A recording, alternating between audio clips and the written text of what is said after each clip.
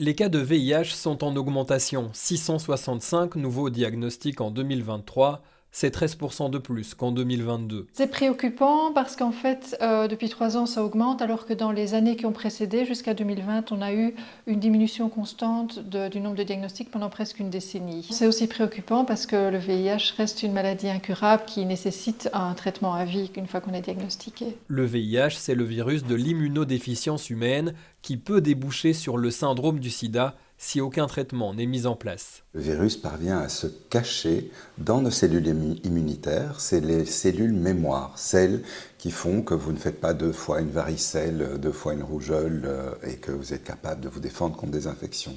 Ce virus est un peu vicieux parce qu'il se met dans les gènes de ces cellules mémoire qui vont persister toute notre vie. Ce qui fait que si on ne donne pas un traitement qui empêche le virus de proliférer, eh bien le virus a la possibilité de réapparaître parce qu'il est caché dans ces cellules mémoire. Ce que l'on cherche à faire avec une trithérapie ou une bithérapie, c'est d'empêcher le virus de proliférer et de le rendre indétectable dans le sang. Indétectable, c'est-à-dire non détectable par le laboratoire, très très très bas. On a pu démontrer qu'on était plus contagieux, par exemple, lors des rapports sexuels non protégés, donc sans port de préservatif. On n'est plus contagieux non plus, par exemple, quand on est une femme vivant avec le VIH, enceinte, indétectable, on ne va plus transmettre à son bébé lors de l'accouchement et de la naissance, comme malheureusement à une époque ça a été le cas. C'est le concept de I égale I qui, depuis plusieurs années, a permis de normaliser la vie des personnes vivant avec le VIH. Finalement, faire l'amour avec quelqu'un qui est séropositif et traité, là on est sûr qu'on ne prend pas de risque, tandis que faire l'amour avec quelqu'un qui se croit séronégatif, mais n'a plus fait de test depuis 1 ou 2 ans, c'est un risque beaucoup plus important. Et quand on estime qu'on peut avoir des rapports à risque, il existe la PrEP, le traitement pré-exposition, remboursé en Belgique depuis 2017. Qui est un médicament qu'on peut prendre de différentes façons, soit tous les jours, soit autour d'un rapport sexuel à risque. C'est des choses qu'on discute en consultation avec les personnes qui se présentent.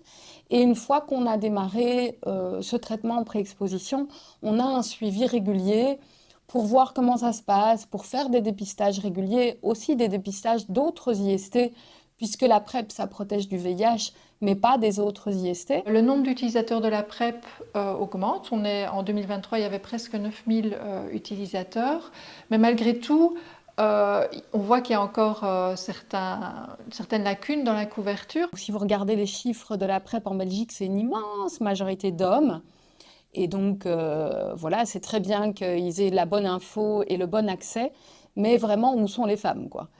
Or, il y a toute une série de femmes dans certaines communautés qui cumulent des vulnérabilités qui font qu'elles ne peuvent pas demander à leur partenaire, par exemple, de porter un préservatif, qui sont dans des formes de chantage ou de domination, qui font qu'elles se mettent en danger sans le vouloir malheureusement, parfois même sans le percevoir, et qui seraient des communautés qui pourraient bénéficier de la PrEP. Donc ça, c'est vraiment un autre challenge, arriver à proposer et rendre accessible la PrEP à ces communautés-là. Rappelons aussi l'existence du TPE, le traitement post-exposition, disponible lui aux urgences, à prendre maximum 72 heures après un rapport à risque.